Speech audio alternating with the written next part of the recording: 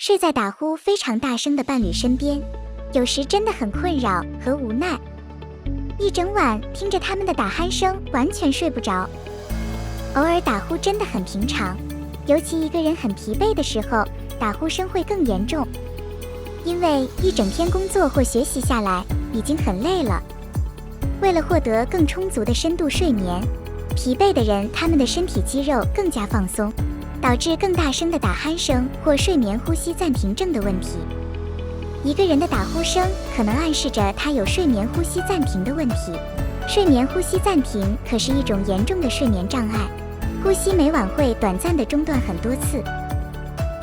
而正常的打呼声其实并不会像睡眠呼吸暂停症那样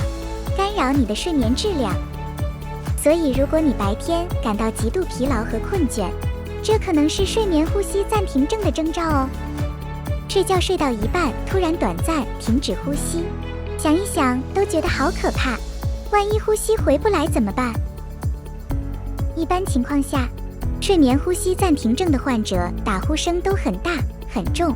而且白天会很累很累。睡眠中曾经有短暂的停止呼吸、喘气或窒息，甚至他们会在不适当的时间入睡，比如在谈话时或吃饭时。想要改善睡眠品质，推荐您服用 Stability Memento 助眠宝。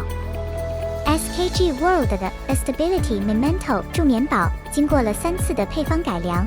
成功研发出最高效的独家天然助眠宝，